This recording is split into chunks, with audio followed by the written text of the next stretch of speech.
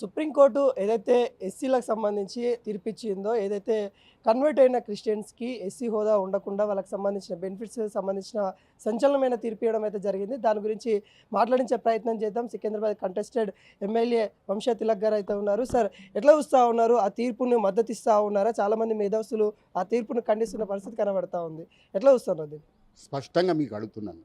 వర్గీకరణకు అనుకూలంగా supreme court judgement ఇచ్చినటువంటి క్రమంలో అప్పుడు మందకృష్ణ మాదిగ గారు స్వాగతిస్తున్నాం, న్యాయం చేసిండ్రు, రాజ్యాంగబద్ధంగా ఉంది అని హర్షం వ్యక్తం చేసినటువంటి మందకృష్ణ కొన్ని రోజులు అయింది, పెద్దగా ఎక్కువ రోజులు కాదు. ఇప్పుడు సడన్గా సుప్రీంకోర్టు జడ్జిమెంట్, వేరే వాళ్ళు మాట్లాడితే సుప్రీంకోర్టు జడ్జిమెంట్ని అందరం మనం శిరసావించాలి అన్నాడు. మరి ఇప్పుడు మొన్నటి వరకు మందకృష్ణ అని మాట్లాడుతున్నట్టు ఇప్పుడు మంద ఏలిగా మారిపోయి ముసుగులు తొలగించేసి తీసేసి పాస్టర్ల సమావేశాలకు పోయి ఆయనతోని పనిచేసినటువంటి లక్షలాది మంది దళిత హిందువులను, దళిత మాదిగలను, హిందూ మాలను నట్టేట ముంచి, మరి ఎందుకోసం పోయినావు నువ్వే స్పష్టీకరించాలి. పోయి దళిత హిందువులకు రిజర్వేషన్ కాదు, దళిత క్రైస్తవులు కూడా రిజర్వేషన్ ఇవ్వాలి అని చెప్పి కోరుకుంటున్నాడు.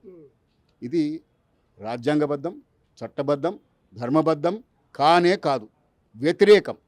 80 సంవత్సరాలుగా మీరు కనుక ఇన్వెస్టిగేషన్ చేస్తే, ఇందాక నేను డిమాండ్ చేసిన అన్ని ప్రభుత్వాలు కనుక ఇన్వెస్టిగేషన్ చేస్తే ఆంధ్ర లోపల మీరు చూస్తున్నటువంటి పరిస్థితి ఏంటంటే చర్చిలు పెరుగుతున్నాయి కానీ క్రిస్టియన్స్ తగ్గిపోతున్నారు. నేను చెప్తున్నటువంటి వాడు కాదు, వాళ్ళే పాస్టర్ ఎడ్వర్డ్ విలియమ్స్ చెప్పిన ఇందాక ఆయనే చెప్తున్నారు. చర్చిలు పెరుగుతున్నాయి కానీ క్రైస్తవులు తగ్గిపోతున్నారు. ఎందుకు? వాళ్ళు గణన జరిగేటప్పుడు 27లో ఇప్పుడు జరుగుతుంది కదా గణన, జరిగేటప్పుడు ఏం చెప్తుందంటే అక్కడ మాత్రం మేము హిందువులని రాస్తున్నాం. ఉద్యోగం దగ్గర ఆయన స్వామి, మెడికల్ కాలేజీ లోపల స్వామి, దాని తర్వాత 4th క్లాస్ ఎంప్లాయీస్ దగ్గర స్వామి, ప్రభుత్వ పథకాల దగ్గర స్వామి, ఇంటికి పోతే శామ్యూల్. ఇది దళిత క్రైస్తవులు అంత ఆపర్చునిస్టులు ఎవ్వరు లేరు ప్రపంచంలో. మాకంటే అత్యధిక రిజర్వేషన్లు దొంగతనంగా మీరు సాధించుకుంటూ తీసుకుంటూ ఇంకా ఉన్న చిన్నపాటి రిజర్వేషన్ లో మీరే కొట్టేద్దామంటే this is an invasion, demographical invasion on Hinduism and India as a country. Mandakrishna is resorting demographical invasion which is anti national. అంటే పుట్టుక ఎలా మారుతుంది అని అంటున్నారు కదా, పుట్టుక ఎలా మారుతుంది? పుట్టిందే అదే రక్తంలో పుట్టిండ్రు, అలానే ఉన్నారు. అట్లా వాళ్ళు ఏదైతే క్రిస్టియన్గా మారిపోయినంత మాత్రాన, ఏదో ఒక దేవుణ్ణి పూజించినంత మాత్రాన వాళ్ళ యొక్క పుట్టుక ఎలా మారుతుంది? క్రైస్తవం లోపల కులం ఉన్నదా? క్రైస్తవం లోపల అంటరానితనం ఉన్నదా? ఆయన పాస్టర్ కాగానే రెడ్డి దొర కానీ వేరే వాళ్ళు కానీ తీసుకొని పోయి మంచి కూర్చోబెట్టి మర్యాద ఇస్తారు. మాకు మర్యాదలు లేవు. మరి ఆలయాల నుంచి దూరం పెట్టి అట్రాసిటీస్ చేసినటువంటి, అంటరానితనం అనిపించినటువంటి దళిత హిందువుల పరిస్థితి ఏంటి?